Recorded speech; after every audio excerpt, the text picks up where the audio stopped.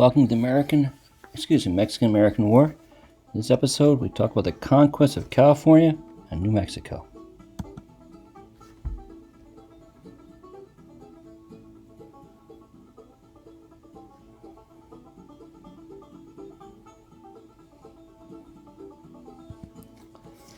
The American army is on a tear, while the Mexican army has endured the loss of several battles, losing at Palo Alto, Resaca de la Palma, the loss of Monterrey, along with hard fighting but defeat at Buena Vista. The Mexican army is stretched mighty thin. Meanwhile, as the Mexican army is forced to withdraw farther into its home territory, the Americans move aggressively across the southwest, taking both Santa Fe, El Paso, and securing the southwest totally, opening the way westward to our bigger target, California. Further south, big plans are quietly underway by both President Polk and General Scott: the invasion of Veracruz and capture of Mexico City.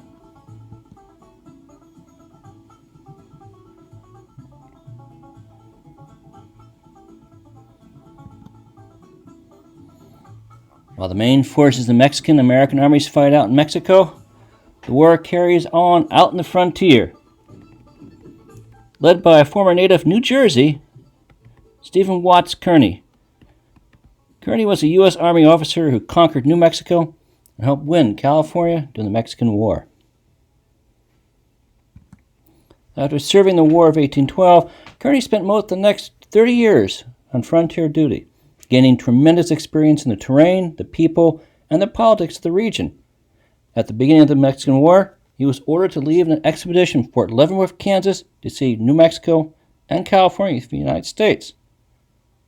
Kearny's understanding of the region and the major players was crucial. Without Kearny's knowledge and experience, chances are New Mexico and California may have taken much longer, if at all, to be taken. Kearny faced, however, a serious dilemma in Santa Fe. Lacking seasoned troops to fight the more capable Mexican forces, Kearny employed a pragmatic approach.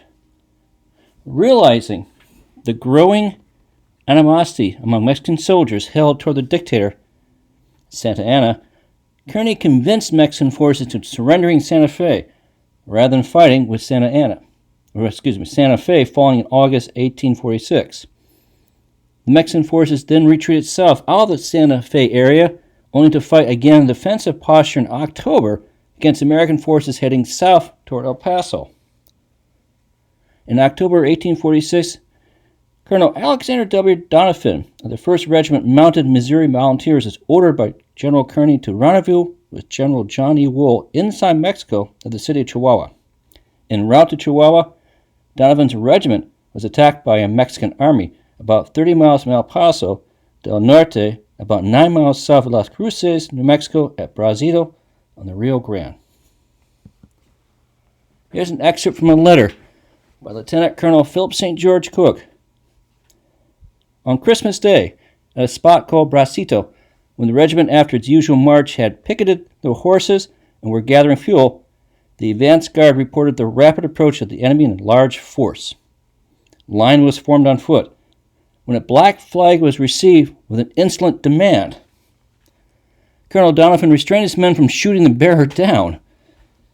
The enemy's line, nearly half cavalry and including a howitzer, opened fire at 400 yards and still advanced, and had fired 3 rounds before fire was returned with an effective range.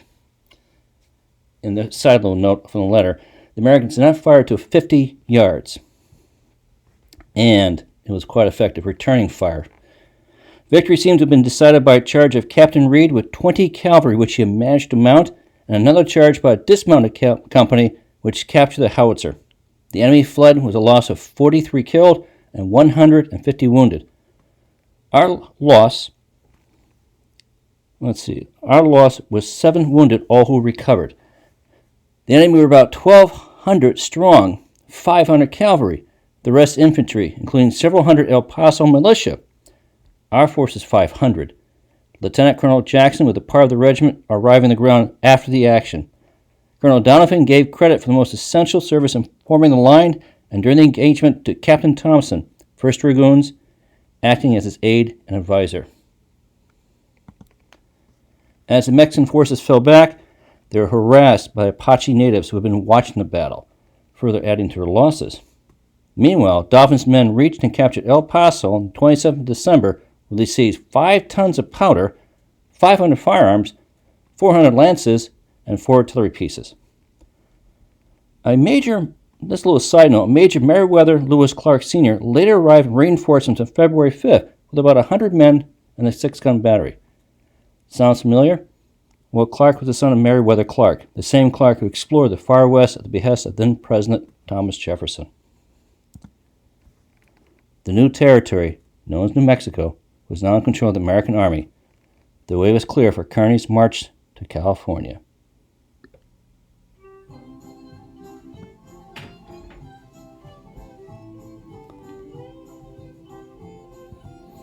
California was a tougher nut to crack, not because of Mexican forces, but rather because of other Americans, ironically. The conquest of California took place on 2 separate fronts. Kearny's in the south, and one John Fremont, the noted far western frontiersman who later ran as president to the Civil War era, worked California from the north.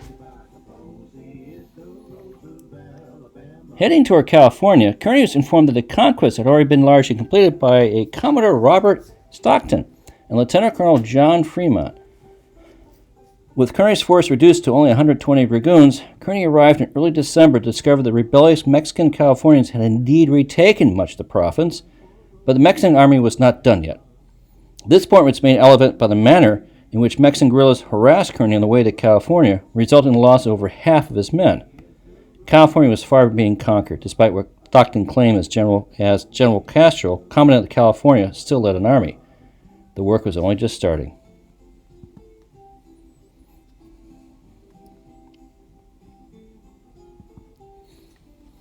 Gold was discovered in an isolated locale known as Sutter's Mill in 1845, prior to the war, thus starting one of the seminal events in American history, the California Gold Rush. With the Gold Rush, the number of Americans storming into Mexican province was overwhelming. Thus, combined with the growing dissatisfaction among native resident Mexicans toward their government, gradually tipped the scales in favor of California independence. California had been undergoing changes, becoming a powder keg. By 1845, long neglected by Mexico for the 25 years since Mexican independence, California evolved into a semi-autonomous region with open discussions among Californios about whether California should remain with Mexico, seek independence, or join with the United Kingdom, France, or the United States. Just keep in mind that the areas of Oregon and Washington State were still part of the British Empire. The 1845 removal of Manuel Macotorena, the governor sent by Mexico, was forcibly ejected by the Californians, resulting in a divided government. Controlling where the taxes and shipping fees were gathered, the custom house, became the primary source of intergovernmental disputes. Decrees issued by the Mexican government were acknowledged and supported with proclamations, but ignored in practice. By the end of 1845, when rumors of a military force being sent from Mexico, however false, the last straw had been tossed. Californios now openly sought a change. Understand, California is a very complicated affair. With the discovery of gold at Sutter's Mill, many in and around Washington, D.C. wanted to, more than ever, take California. But Polk and others were concerned about opening a new front, while war, just prior to the formal beginnings, with Mexico clearly approaching on the horizon. Now, responding to the rising instability during November 1845, California's Mexican Commandante, General Jose Castro, met with representatives of the 1845 American immigrants at Sonoma and Sutter's Fort. In this decree, dated November 6, he wrote, "Therefore, conciliating my duty to enforce the orders from Mexico, with the sentiment of hospitality which distinguishes the Mexicans, and considering that most of said expedition is composed of families and industrious people, I have deemed it best to permit them provisionally to remain in the department with the conditions that they obey all laws, apply in 3 months for a license to settle, and promise to depart if that license was not granted." Thus, some time was bought, but not for long. Enter John Fremont. A 62-man exploring and mapping expedition entered California in late 1845 under the command of U.S. Army Brevet Captain John Fremont. Fremont was well known in the United States as an author and explorer. Fremont was also the son-in-law of expansionist U.S. Senator Thomas Hart Benton. Early in 1846, just prior to the start of the war in 1846, Fremont acted provocatively with California's Comandante General Jose Castro near the Pueblo of Monterey, and then moved his group out of California into Oregon country. He was followed into Oregon by U.S. Marine Lieutenant Archibald Gillespie, who had been sent from Washington with a secret message to U.S. Consul Thomas Larkin and instructions to share the message with Fremont. Gillespie also brought a packet of letters from Fremont's wife and father-in-law, the senator himself. Fremont's thoughts, as related in this book, written 40 years later, after reading the message and letters were, "I saw the way opening clear before me. War with Mexico was inevitable, and the grand opportunity presented itself to realize in their fullest extent the far-sighted view of Senator Benton.